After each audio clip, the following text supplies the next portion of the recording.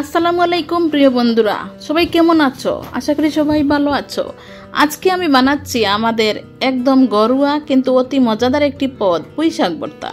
এই শাকটা ছোটবেলা থেকেই আমার অনেক পছন্দ, আর আজ আমি ভাবলাম তোমাদের সবার সাথে শেয়ার করি আমার স্টাইলে কিভাবে আমি এই ভর্তাটা একদম সহজভাবে ঘরোয়া মশলা দিয়ে তৈরি করব, কিন্তু স্বাদ হবে দারুণ। তোমরা ভিডিওটা মন দিয়ে দেখো আর শেষে জানাও কেমন লাগলো। ভালো লাগলে অবশ্যই একটা লাইক করো আর কমেন্ট করে চ্যানেলটা সাবস্ক্রাইব করে পাশে থেকো। তাহলে চলো শুরু করি আজকের রান্না, পুঁই শাক ভর্তা। এই যে তোমরা দেখতেই পাচ্ছ, আমি কচি কচি পুঁই শাক নিয়ে এসেছি ছাদ বাগান থেকে, আর অল্প একটু নিয়ে এসেছি। আমি একাই খাবো, কারণ হচ্ছে ভর্তাটা আমার ফ্যামিলিতে চলে না, আমার বাচ্চারা খায় না। আর ভর্তা হচ্ছে জাল ভর্তা করতে হয়, তাই না? কিন্তু জাল ভর্তা খেলে বাচ্চারা জাল পছন্দ করে না, তাই। আর এই জন্য আমি এখানে উপকরণ নিয়েছি শুকনো মরিচ, কাঁচামরিচ, রসুন, পেঁয়াজ, ধনিয়া পাতা, বিলাতি ধনিয়া পাতা, আর হচ্ছে 2টা শীতল শুটকি, যেটা দিলে গ্রানটা এত বেশি টেস্টি হয়, মজাদার একটা গ্রান আসে এবং খেতে অনেক টেস্টি হয়। এবার চলে আসলাম, চুলা জ্বালিয়ে দিলাম এবং একটা ফ্রাই প্যান বসিয়ে হালকা একটু তেল দিয়ে দিলাম। দিয়ে এবার আমি যে উপকরণগুলো লাগবে সবগুলো ভেজে নেব। এই যে দেখতেই পাচ্ছ তোমরা, পেঁয়াজ কুচি দিলাম, তারপর দিয়ে দিলাম রসুন কুচি, তারপর দিয়ে দেবো শুকনো মরিচ, তারপর কাঁচামরিচ, সবগুলো দিয়ে ভালো করে নেড়ে ছেড়ে একদম হালকা তেলে ভেজে নেব। তেল তো অল্প একটু দিয়েছি, শুধু ফ্রাই প্যানটা ভিজার জন্য, আর ভাজার জন্য কোনো তেল দিতে হবে না। এখন আমগুলো সবগুলো উপকরণ ভালো করে নেড়ে ছেড়ে আমি ভেজে নেব। তো আমি যেভাবে ভেজে নেব তোমরা সেইভাবে ভেজে নেবে, অতিরিক্ত ভাজা লাগবে না আর কাঁচা ভাবতে খাওয়া যাবে না। রসুনটা যাতে সিদ্ধ হয় সেই পর্যন্ত তোমরা ভেজে নেবে। আর এই যে দেখো আমি কি সুন্দর করে ভেজে নিয়েছি, তাই না? কালারটা কত সুন্দর হয়েছে। আমার শুকনো মরিচ অলরেডি ভাজা হয়ে গেছে, আমার রসুনও সিদ্ধ হয়ে গেছে, কাঁচা মরিচ তো অলরেডি সিদ্ধ হয়ে গেছে, দেখাই যাচ্ছে। সব মিলে আমার ভাজাটা হয়ে গেছে। এবার আমি নামিয়ে ফেলবো। তারপর যদি তোমাদের গ্রাইন্ডার থাকে, ব্লেন্ডার মেশিনে তোমরা ব্লেন্ডার করে ভর্তা পছন্দ করো তাহলে করে নিও। আমি কিন্তু ব্লেন্ডার মেশিনে ভর্তা করাটা পছন্দ করি না, সেজন্য আমি পাটায় বেটে করবো।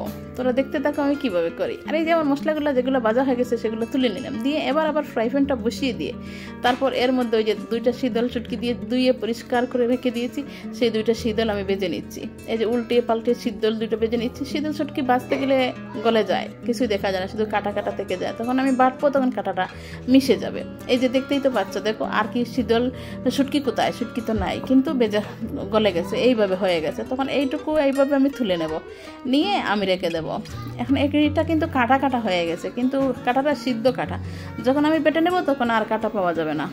সেই ফ্রাই প্যানের মধ্যে দিয়ে দিলাম পুঁই শাকগুলো, আর আমার ধনিয়া পাতাগুলো হাত দিয়ে ছিঁড়ে ছিঁড়ে দিয়ে দিলাম।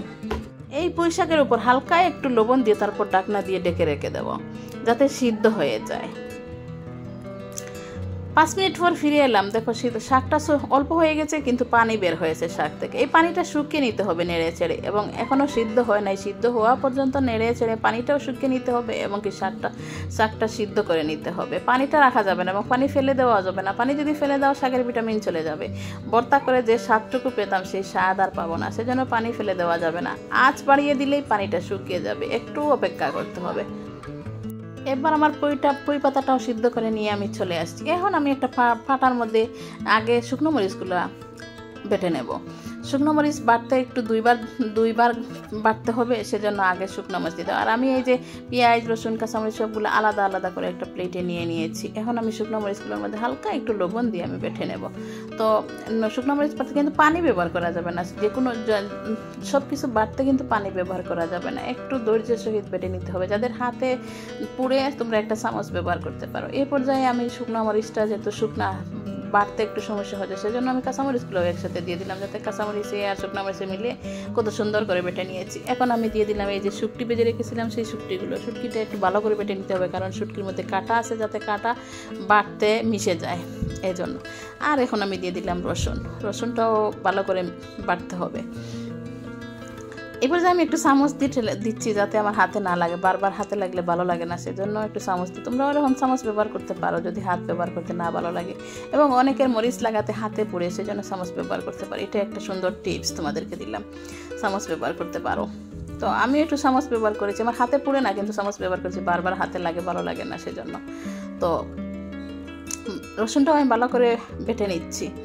এখন আমার রসুন বাটাও হয়ে গেছে। এখন আমি সিদ্ধ করে রাখা শাকগুলো দিয়ে দিলাম, দিয়ে ভালো করে শাকটাও বেটে নেবো একসাথে। কত সুন্দর একটা কালার আসতেছে এবং হচ্ছে খুব বেশি একটা গ্রান বাইর হয়েছে, খেতে মনে হচ্ছে এখনই খেয়ে ফেলি, এত বেশি গ্রান বের হয়েছে এবং মজার বের হয়েছে।